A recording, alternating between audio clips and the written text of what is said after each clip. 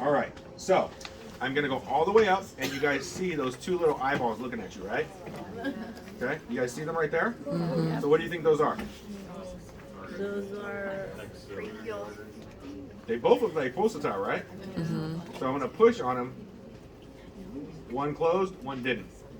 So what are these? brachial. Which one's this one? The most lateral one is what? Basilic. This is the basilic. Okay, and this one is the Brachial. brachial. So remember, A, B, C. Okay, A, B, C. Basilic, brachial, cephalic. Okay, or what was yours again? Barbara Streisand? Barbara. Okay, good. I'm never gonna remember that. LCBB. There we go. All right. Now, once we start, now this is, we want to know when can we really see the brachial artery is when the veins come into play. So you guys see the artery here, and we have the veins here. Now, every once in a while, you're going to get it. You're going to see the artery here, and you're going to get another artery right here. What does that mean? That this is a variant that you might come across. Duplication. They have a duplicated system, which means that instead of it bifurcating down at the antecubital into the radial ulnar, it actually goes from the radial ulnar and the wrist all the way up to under the arm. They just never come together. They're just two separate systems all the way through. Okay? So if you see that, don't get freaked out. This person probably has a duplicated system, and you're going to have to follow each one down. Make sense? Okay. All right. So let's follow the artery first, and we'll go back and follow the vein. So there's the brachial artery. Okay?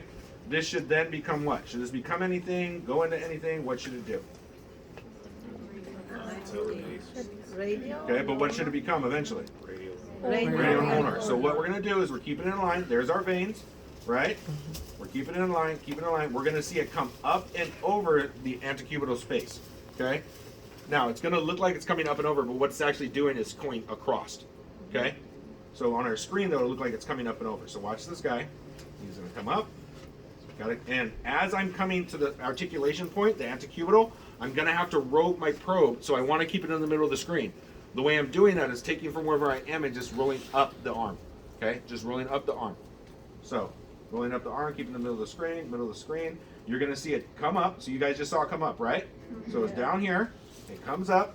It's going to, now when it dives down, you're going to watch for it to split. Do you guys see it split? Okay? This is where it can get a little harder, because depending on if the person's had, any long-term catheters, they've had a lot of scar tissue here. Because remember, this is where we stick our arm to get IVs and stuff, so we have scar tissue and things formed here. The older they are, the more they have. Okay? So, once again, we're going to watch it. Follow it down, and split. See it right there? Yes. Okay. Now, if I split, the one coming down is the one going towards the which one? The pinky or the Pinky. thumb? This is going to the pinky, so which one is this one going to be? Ulnar. Ulnar. This one coming up here is going to go towards the thumb, which is the Radial. radial. And if I want to look at the radial, now I'm pushing in order to keep my place on the arm. If I'm doing venous, what should I do? Release pressure, and they're the little veins, they show up. And are they tiny? Yes. Yes. Super tiny. Okay? Then look at that, look how small that is. Those are super tiny. Now, right now, which one am I following? Radial. Following the radial one, right? If I come back here, follow the split again. Here's my ulnar. That one's going to dive down and then come back up like a U. And So we here have goes, two dive radial down. vein, right? Huh? Two radial vein. Two radial vein and two ulnar veins. See the ulnar veins? One, two, and there's the artery. So if I squeeze them, so they go away, they wink at you. Wink, wink, wink. Okay? There's the artery. So we follow them all the way down. Okay? Now, another thing you're going to have to find, which is going to be the bane of your existence, is this big old mamma jamma up here. Which guy is this guy? The most superficial one? Cephalic. Cephalic, okay? So, here's my suggestion. If you need to find the cephalic, okay, and you cannot find it, no pressure, because it's pretty, so I'm talking about gliding on the patient's arm, okay, because it's so superficial, any pressure, you're not going to see it. So, I personally come down to the antecubital fossa, and I try to find it here, and then follow it up, okay? Because as we get into the bicep, if the bicep muscle is strong and tense, it itself will collapse the cephalic. Okay, I need more gel. You wouldn't think I did, but I do. It'll be amazing how much gel your patient's arms soak up. Okay? Okay. You guys see it there? Yeah. This is me being very lucky on who I'm scanning. Okay, it's normally that big, like that big on some people, and it will get to the point on some people's biceps you can't find it. Okay, that is not abnormal. Okay, so if you can't find it, don't spend 30 minutes looking for it. Okay, we can come over and tell you, and if we come over and we can find it, then you can find it. But if we may not be able to find it as well, it just depends on the patient.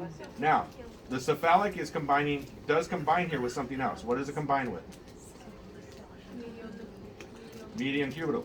So we can see here, it's trying to come down, and you see where it comes into the anastomosis. It gets so small I can't see it. Okay.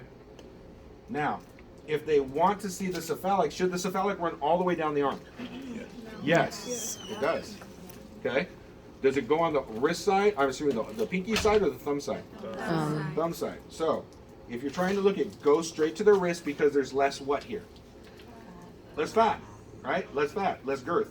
Everybody, that's why I say start at the ankles when you're looking for the very small vessels. Start at the wrist when you're looking for very small vessels if you can't find them. Come to the wrist, and then what we're going to look for once again is we're looking for the superficial vessel. And we'll slide up the arm until we can see it. However, do you guys see it at all? Yes. You do?